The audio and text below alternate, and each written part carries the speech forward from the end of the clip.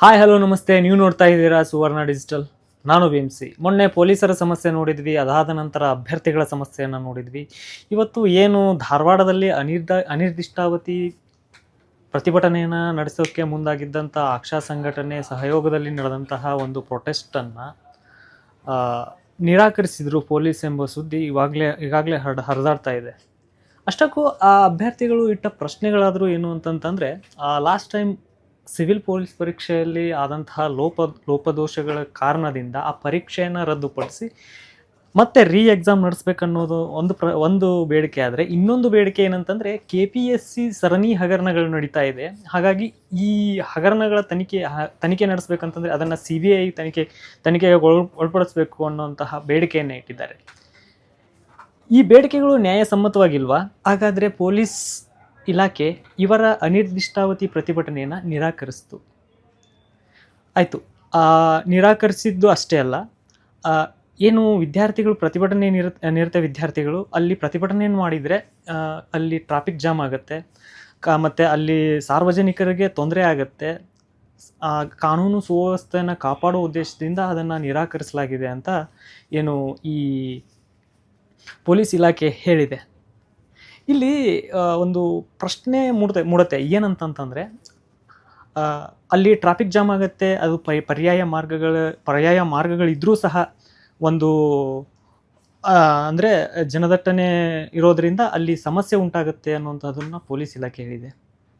ಅದೇ ಇವತ್ತು ಇನ್ನೊಂದು ಪ್ರಶ್ನೆನ ವಿದ್ಯಾರ್ಥಿಗಳು ನೇರವಾಗಿ ಕೇಳಿದ್ದಾರೆ. ಅದು ಏನಂತಂತಂದರೆ, ಅದೇ ಇವತ್ತು ಯಾವುದೇ ಒಂದು ಸಮುದಾಯಕ್ಕೆ ಏನಾದರೂ ಆದರೆ ಫ್ಲ್ಯಾಗ್ ಇಟ್ಕೊಂಡು ರೋಡಿಗೆ ಇಳಿತಾರೆ, ಎಷ್ಟೋ ಸರ್ಕಲ್ಗಳನ್ನ ಬಂದ್ ಮಾಡ್ತಾರೆ. ಅಷ್ಟೇ ಅಲ್ಲ, ಇವತ್ತು ಯಾವುದೇ ಒಂದು ರಾಜಕಾರಣಿಗೆ ಮಂತ್ರಿಗಿರಿ ಸಿಗಲಿಲ್ಲ ಅಂತಂತಂದರೆ ಟೈರ್ಗೆಲ್ಲ ಬೆಂಕಿ ಹಚ್ಚಿ ದೊಡ್ಡ ರಾದ್ಧಾಂತನೇ ಮಾಡ್ತಾರೆ. ಜೈಲಿಗೆ ಹೋದರೆ ತಮ್ಮ ನಾಯಕರು ಜೈಲಿಗೆ ಹೋದರೆ ಬೀದಿಗಿಳಿದು ಪ್ರಮುಖ ಸರ್ಕಲ್ಗಳನ್ನ ಬಂದ್ ಮಾಡ್ತಾರೆ. ಆದರೆ ಇವಾಗ ಯಾಕೆ ನಿರಾಕರಿಸಿದ್ರು ಅನ್ನುವಂತಹ ಪ್ರಶ್ನೆನ ಇವತ್ತು ವಿದ್ಯಾರ್ಥಿಗಳು ಅಲ್ಲಿ ಇಡ್ತಾ ಇದ್ದಾರೆ.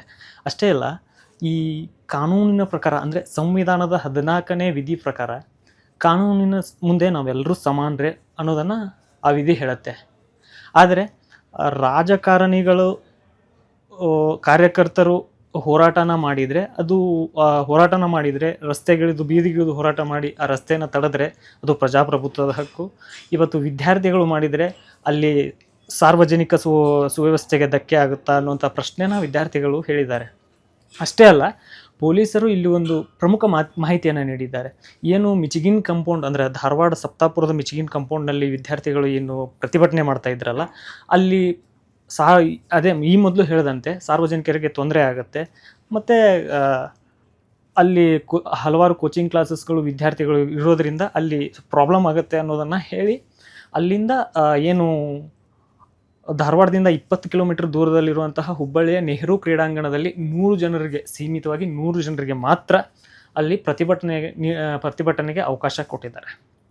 ಆದರೆ ಇಲ್ಲಿ ಇನ್ನೊಂದು ಪ್ರಶ್ನೆ ಏನು ಮೂಡುತ್ತೆ ಅಂತಂದರೆ, ಆಡಳಿತಾತ್ಮಕ ದೃಷ್ಟಿಯಿಂದ ಜಿಲ್ಲೆಯ ಸ್ಥಾನಮಾನ ಇರೋದು ಧಾರವಾಡಕ್ಕೂ ಅಥವಾ ಹುಬ್ಬಳ್ಳಿಗೂ, ಜಿಲ್ಲಾಧಿಕಾರಿ ಕಚೇರಿ ಇರೋದು ಧಾರವಾಡದಲ್ಲೋ ಅಥವಾ ಹುಬ್ಬಳ್ಳಿಯಲ್ಲೋ ಅನ್ನುವಂಥ ಪ್ರಶ್ನೆ ಮೂಡುತ್ತೆ. ಅಷ್ಟೇ ಅಲ್ಲ, ಅಧಿಕಾರಿಗಳು ಇರುವುದು ಧಾರವಾಡದಲ್ಲಿ, ವಿದ್ಯಾರ್ಥಿಗಳು ಓದ್ತಾ ಇರೋದು ಧಾರವಾಡದಲ್ಲಿ, ಸಮಸ್ಯೆ ಇರೋದು ಧಾರವಾಡದಲ್ಲಿ, ಆದರೆ ಪ್ರತಿಭಟನೆ ಮಾತ್ರ ಹುಬ್ಬಳ್ಳಿಗೆ ನಡಿಬೇಕಂತೆ. ಇದು ಯಾವ ನ್ಯಾಯ ಸ್ವಾಮಿ ಅಂತ ವಿದ್ಯಾರ್ಥಿಗಳು ಇವತ್ತು ಸಾಮಾಜಿಕ ಜಾಲತಾಣದಲ್ಲಿ ಬರೆದುಕೊಂಡಿದ್ದಾರೆ. ಮತ್ತು ಅಲ್ಲಿ ಎಲ್ಲ ವೈರಲ್ಲೂ ಸಹ ಆಗ್ತಾ ಇದೆ.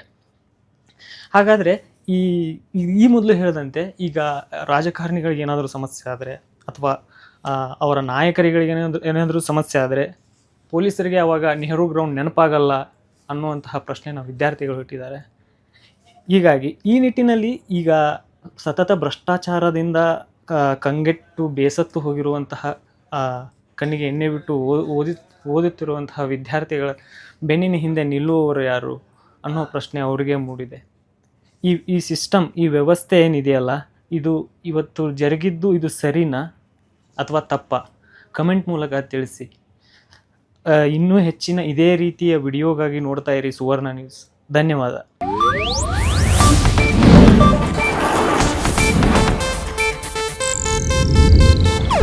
ಇದು ಏಷ್ಯಾನೆಟ್ ನ್ಯೂಸ್ ನೆಟ್ವರ್ಕ್ ಪ್ರಸ್ತುತಿ.